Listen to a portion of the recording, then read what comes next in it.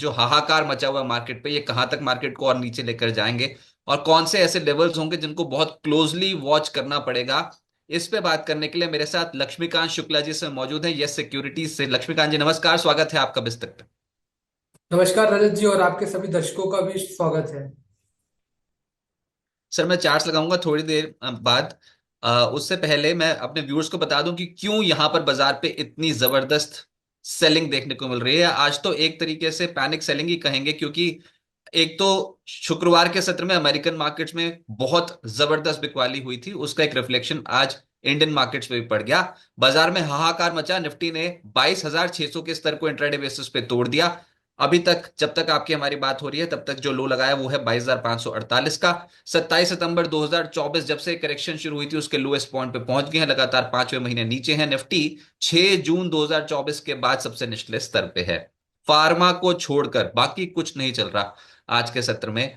अगर index specific बात करें तो आईटी इंडेक्स जो है, निफ्टी आईटी जिसे हम बोलते हैं, वो लगभग 2.5% टूटा है। फिर metals, energy, banking, financial line लगी हुई है, सब नीचे हैं। एक्सपायरी हफ्ता है, ट्रेडर्स थोड़े कॉशियस हैं। जैसे मैंने कहा कि 26 फरवरी बुधवार को छुट्टी होगी, महाशिवरात्रि के मौके पे महाकुंभ भी समाप्त हो जाएगा। और 27 फरवरी को एक्सपायरी है फरवरी सीरीज की। फरवरी सीरीज तो वैसे ही बहुत तनाव में गुजरी है। 4% निफ्टी नीचे है फरवरी सीरीज में, लगभग 2.25% बैंक निफ्टी नीचे है। और मिड कैप स्टॉक्स का तो सुपड़ा ही साफ है। 7% मिड कैप इंडेक्स जो है Nifty, mid cap select index जिसे हम बोलते हैं, वो 7% नीचे चला गया है फरवरी महीने में अब तक।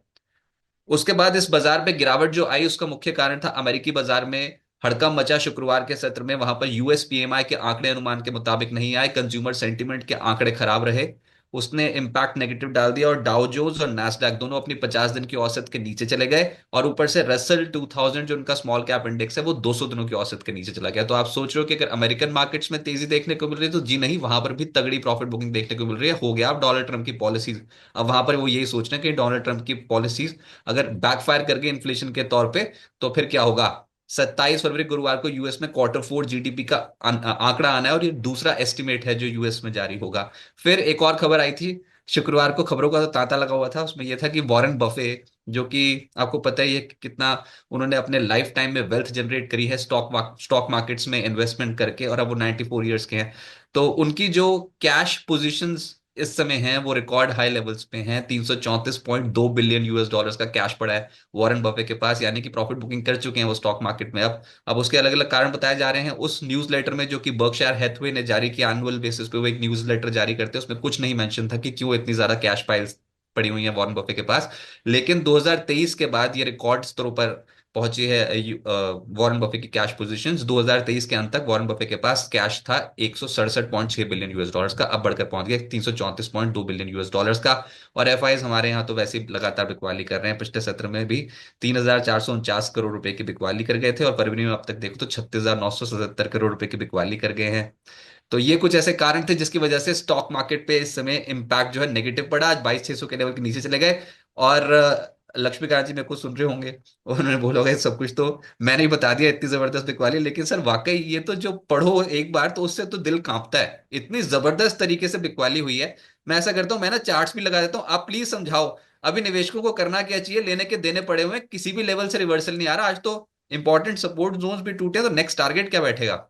जी देखिए, निफ्टी ऑलरेडी अपने जो क्रूशियल सपोर्ट लेवल्स है 22,800 का, उसके नीचे फ्राइडे को ही क्लोजिंग दे दिया था उसने। वहां की जो क्लोजिंग हमें देखने को मिली थी 22,790 के आसपास देखने को मिली थी। और आपने भी अपने चार्ट में एक छोटा सा डिसेंडिंग ट्रायंगल भी बनाया, वहां का भी ब्रेकडाउन हुआ है। अगर आप थोड़ा सा और इसको एक्सटेंड करेंगे तो फॉलिंग वेज का जो लोअर बैंड का एरिया है वो भी 22,800 700 के आसपास आता हुआ दिखाई दे रहा है। और 500 उसका एक्सट्रीमेस्ट जो लेवल्स है वो भी है, मतलब डेली के चार्ट्स पर। तो ओवरऑल जो सेंटीमेंट बनते हुए नजर नजर आ रहे हैं वो काफी चिंताजनक है मार्केट के लिए। और यहाँ से अगर मार्केट अगर 22,800 के लेवल को क्लोजिंग बेसिस पर रिटेन नहीं कर पाता है तो हमें ये सेलिंग और बढ़ती हुई दिखाई देगी। तो जो नेक्स्ट साइकोलॉजिकल लेवल है वो 22,500 का लेवल है। वहां पर हमें थोड़ी बहुत या एक दो दिन के लिए थोड़ी सी बहुत स्टेबिलिटी देखने को मिल सकती है। अगर वहां से भी 2-3 दिन का कंसोलिडेशन देखने को मिला और फिर अगर उसके नीचे ब्रेकडाउन होता है तो फिर हमें और निचले स्तर देखने को मिल सकते हैं 21,800 तक के भी। वहीं पर अगर हम बैंक निफ्टी को देखें तो बैंक निफ्टी के अगर हम पिछले सेशंस देखें तो वहां पर बैंक निफ्टी आउट परफॉर्म कर रहा था, बट फ्राइडे के सेशंस में वहां पर भी हमें अंडर परफॉर्मेंस देखने को मिला।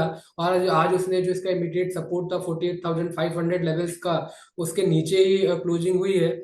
हालांकि आज निचले स्तर पर एक रिबाउंड आते हुए दिख रहा है, तो अगर ये ड्रैगन फ्लाई डोजी या हैमर काइंड ऑफ पैटर्न में कन्वर्ट होता है, हैमर कैंडलस्टिक पैटर्न में, तो एक शॉर्ट टर्म रिबाउंड देखने को मिलेगा।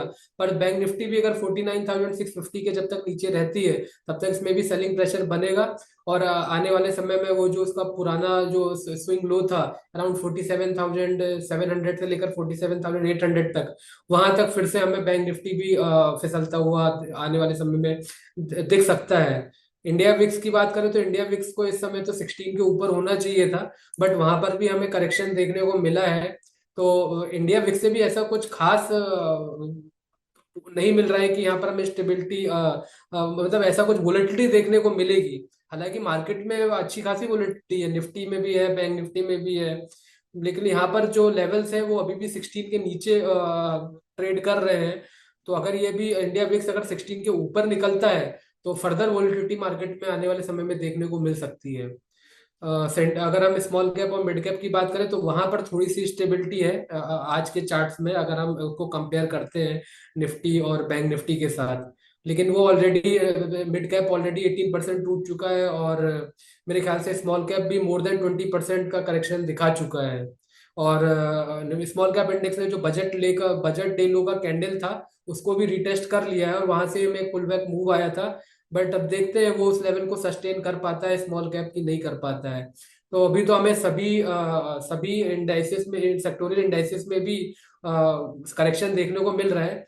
और दिक्कत की बात ये है कि कहीं पर भी हमें फॉलो थ्रू मूव नहीं देखने को मिल रहा है। एक दो दिन के लिए तेजी आती है, फिर वो तीसरे दिन चौथे दिन वो तेजी टिक नहीं पाती, और फिर से हमें लोअर लेवल देखने को मिल रहे हैं। तो ओवरऑल सेंटीमेंट तो काफी वीक नजर आ रहे हैं। तो यही सीन बनता हुआ दिखाई दे रहा है मार्केट में। तो ये तो सब कुछ हो गया। ये अभी जैसे आपने बोला है, मैं स्मॉल कैप देख रहा था, वैसे ये बहुत जबरदस्त बात बताई आपने कि वो तो अपने इलेक्शन डे लो के आसपास पहुंचता हुआ नजर आया ना। हाँ, इलेक्शन डे लो से रिवर्सल करने की कोशिश कर रहा है। बड़ी बुरी हालत है स्मॉल कैप इंडेक्स की। अच्छा, हम ना एक बार निफ्टी पे कंसंट्रेट करते हैं, क्योंकि वीकली सॉरी मंथली एक्सपायरी कटेगी ना इस हफ्ते। तो ये मैं मंथली चार्ट्स लगाए हुए हैं निफ्टी के मैंने।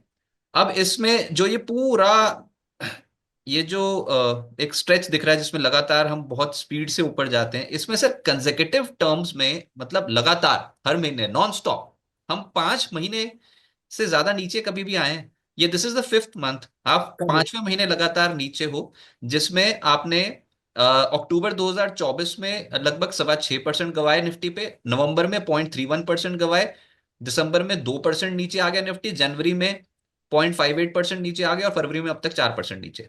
तो 5 महीने हो गए, इज इट ओवरडन?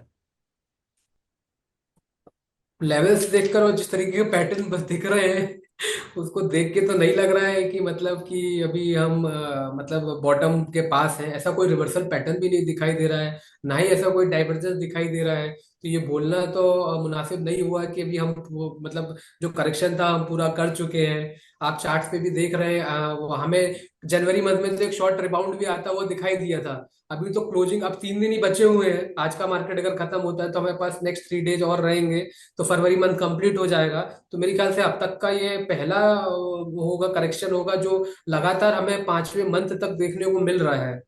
तो ऐसा कुछ संकेत तो नहीं दिखाई दे रहे हैं कि मार्केट यहाँ कैसे रिवर्स होगा। यह है कि अगर ये जो क्वांटम ऑफ सेलिंग है वही अगर थोड़ी सी अगर कम होती चली जाए तो फिर थोड़ी सी राहत देखने को मिल सकती है। अदरवाइज जो निचले स्तर के लेवल के लिए हमें प्रिपेयर रहना पड़ेगा।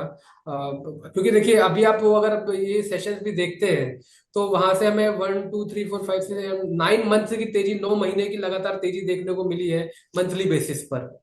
हम्म। एक हल्का सा एक डोजी काइंड ऑफ पैटर्न बीच में भले ही बना है, बट हम्म। उसके बाद भी हमें हमें अच्छा खासा रिबाउंड देखने को मिला है। तो 9 मंथ की तेजी के बाद 5 मंथ का करेक्शन ये अपने आप में देखने का होगा। बट और मार्च में भी ऐसा रहता है कि हमें जहाँ पे म्यूचुअल फंड जो अपने जो बुकिंग करते हैं अपने स्टॉक्स में जाकर, जो फाइनेंशियल ईयर कंप्लीट होता है उनका, तो मार्च का भी अगर हम सीजनलिटी चार्ट्स भी देखें 10 से 15 सालों का, तो वो भी तो थोड़ा सा नेगेटिव की तरफ टिल्ट करता हुआ आता हुआ दिखाई देता है। अब हमें लगता है हमें थोड़ा सा वेट करना पड़ेगा नेक्स्ट क्वार्टरली अर्निंग का, जो मिड अप्रैल से स्टार्ट होगी। और वहीं से अगर कुछ अच्छे संकेत आते हुए दिखाई देंगे, तो शायद मेरे ख्याल से अप्रैल वो मंथ होगा जहां पे हम पॉजिटिविटी के साथ थोड़ा क्लोज हो पाए। अदरवाइज चार्ट पे तो अभी तक ऐसे कोई क्यूज नहीं दिखाई दे रहे हैं जहां से हम ये बोल सके कि हाँ मार्केट अभी बॉटम आउट हो सकता है। हाँ, तो ये आपने सही कहा कि जब ये अर्निंग सीजन अब शुरू होगा ना, तब तक का तो कम से कम वेट करो, उसमें भी अभी एक महीना बाकी है। बस वही है कि ये फरवरी महीना बस बहुत हो गया, दुख दर्द जरूर से ज्यादा हो गया। अब उसके बाद फिर फिजिकल ईयर एंडिंग करनी है हमको मार्च में, और उसके बाद फिर अगले महीने जब आएंगे, नेक्स्ट नेक्स्ट मंथ, तो फिर हम अर्निंग्स देखेंगे, और 2 क्वार्टर की अर्निंग्स तो उड़ ली। हालांकि ज्यादा उम्मीद नहीं है, लेकिन इस बार का सिनेरियो अलग है। पिछली बार आप हाइप में गए थे, बहुत ज्यादा तेजी के साथ अर्निंग सीजन बिताने की कोशिश कर रहे थे। अभी आप मंदी में हो और अब आप अर्निंग सीजन को देख रहे हो, तो दोनों में डिफरेंस बहुत है।